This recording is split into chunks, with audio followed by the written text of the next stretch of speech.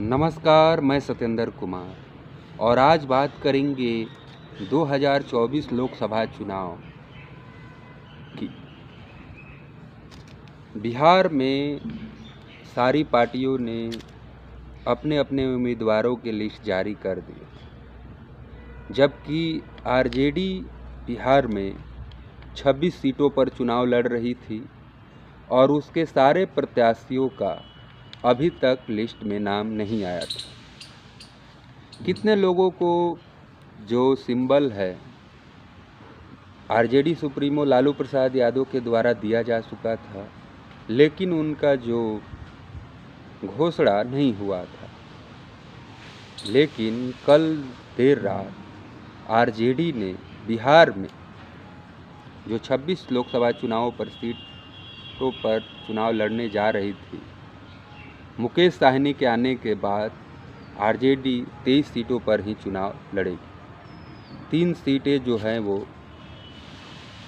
झंझारपुर, मोतिहारी और गोपालगंज की seat RJD ने मुकेश साहनी की पार्टी वीआईपी के लिए छोड़ दी। अब बिहार में सिर्फ 23 सीटों पर ही आरजेडी अपने प्रत्याशियों को मैदान में उतार रही, जिसमें 22 सीटों पर आरजेडी ने कल शाम को ही लिस्ट जारी कर दी। तो चलिए अब बात करते हैं कि कौन कौन से 22 सीट हैं जिस पर आरजेडी लड़ रही है और किस सीट से किसे प्रत्याशी बनाई। गया से कुमार सर्वजीत पासवान को टिकट मिला है आरजेडी का, नवादा से श्रवण कुमार कुशवाहा को, सारण से रोहिणी आचार्य को, जमुई से अर्चना रविदास को, बांका से जयप्रकाश यादव को, वो पहले भी उस सीट से चुनाव जीत चुके थे और आरजेडी के पहले सांसद रह चुके हैं। पूर्णिया से बीमा भारती को आरजेडी ने अपना उम्मीदवार बनाया है और उसी सीट पर पप्पू यादव जो हैं वो निर्दलीय ताल ठोक रहे हैं। अब आगे देखना है कि उस सीट पर क्या दिलचस्प लड़ाई होने जा रही है या एक तरफा लड़ाई होगी।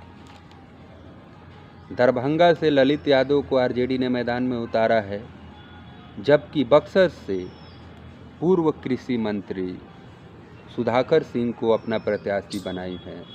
सुधाकर सिंह बिहार सरकार यानी नीतीश सरकार के कार्यकाल में वो कृषि मंत्री थे और अपने ही सरकार के खिलाफ बोल रहे थे।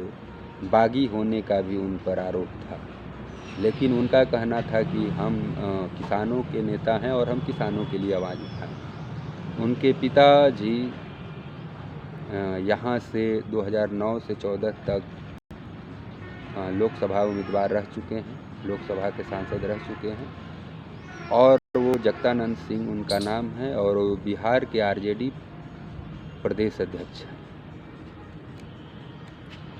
सुपौल से चंद्रहास चौपाल को आरजेडी ने उम्मीदवार बनाया है, जो कि अनुसूचित जाति के आते हैं।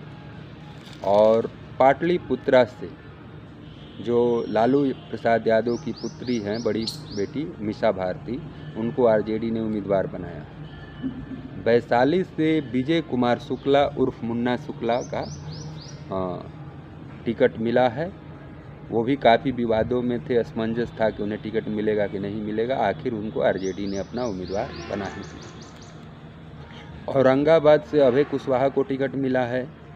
हाजीपुर से शिवचंद्र राम को टिकट मिला है। ये रामविलास पासवान के पुत्र चिराग पासवान के मुकाबला के लिए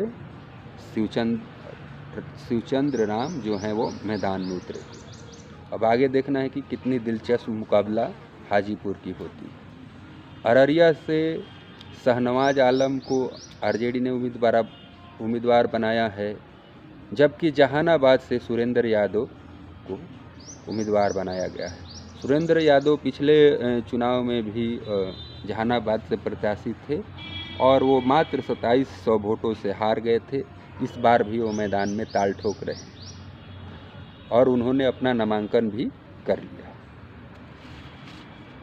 उसके बाद मुंगेर से अनीता देवी महतो मैदान में है, जो अशोक महतो की पत्नी है।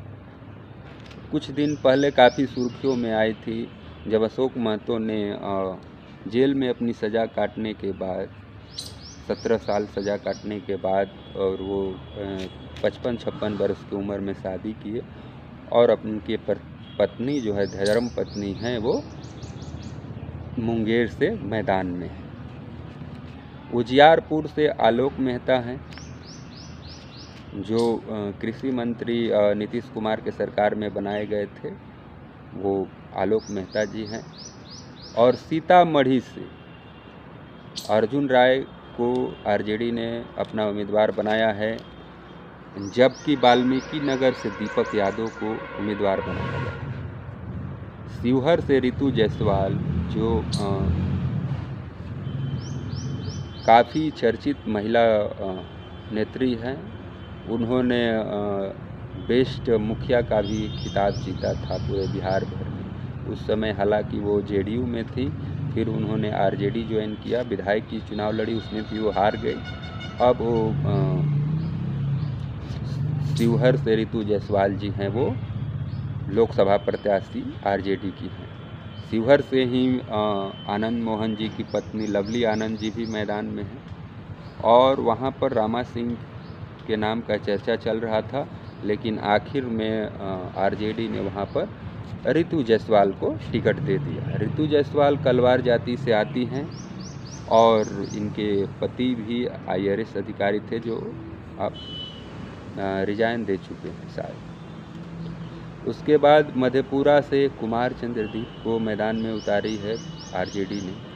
अब आगे देखना है कि ये जो 2024 का इलेक्शन है, 2019 में आरजेडी के पास एक भी सांसद नहीं थे, तो 2024 में आखिर कितने सांसद आरजेडी जिता पाती है।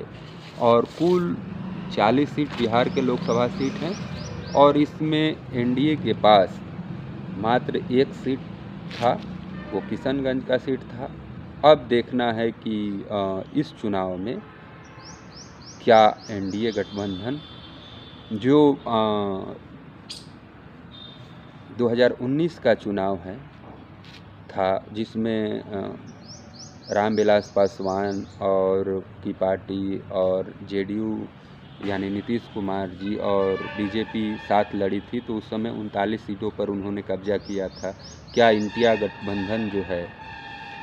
गठबंधन इस बार उस बाजी को पलट देता है? इंडिया गठबंधन को 39 सीट मिल पाएंगे या नहीं, या 10-15 सीटों से ही सब्र करना होगा, ये तो देखने वाली बात है। तो ये रहा टोटल बिहार की जो आरजेडी के उम्मीदवारों का लिस्ट जो कल देर रात सामने आया है। आप चलिए देखते हैं कि इस गठबंधन में और बिहार में क्या मुद्दे होने वाले हैं, जिससे विपक्ष का क्या मुद्दे हैं और जो सरकार है उसकी क्या मुद्दे हैं। विपक्ष का जो मुद्दे है वो है रोजगार, दवाई, कार्रवाई, सुनवाई की बात। बिहार के जो आरजेडी नेता तेजस्वी प्रसाद यादव हैं, पूर्व डिप्टी सीएम, उनका यही मुद्दा है कि हम दवाई, कमाई और रोजगार के मुद्दे पर वोट मांग रहे हैं।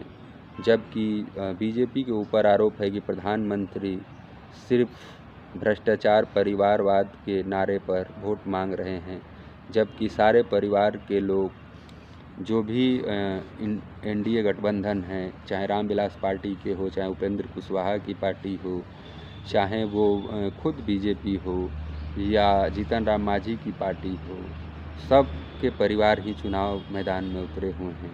उस पर प्रधानमंत्री नहीं बोलते हैं। जहां भ्रष्टाचार की बात है, इलेक्टोरल बॉन्ड सबसे ज़्यादा बीजेपी को चंदा मिला है और इस घोटाले पर भी प्रधानमंत्री नहीं बोलते हैं।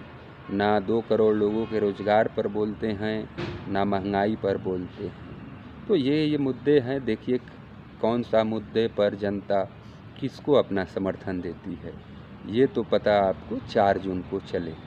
तो पहली चरण का चुनाव जो है वो 19 अप्रैल को बिहार में शुरू होने वाला है, जिसमें 4 सीटों पर चुनाव होगा और चारों प्रत्याशियों ने अपना नामांकन कर लिया है। 16 तारीख को प्रधानमंत्री का फिर बिहार में गया में जीतन राम मांझी के समर्थन में रैली का आयोजन किया गया है और 17 तारीख को चुनाव थम जाएगा और 19 तारीख को बिहार में पहला चरण का मतदान होगा। देश भर में 102 सीटों के लिए 19 तारीख को मतदान किए जाएंगे, जिसमें बिहार में सिर्फ 4 सीटों पर होंगे। तो आज के लिए इतना ही, फिर किसी अगले वीडियो में मिलते हैं अगले खबर के साथ। तब तक के लिए नमस्कार।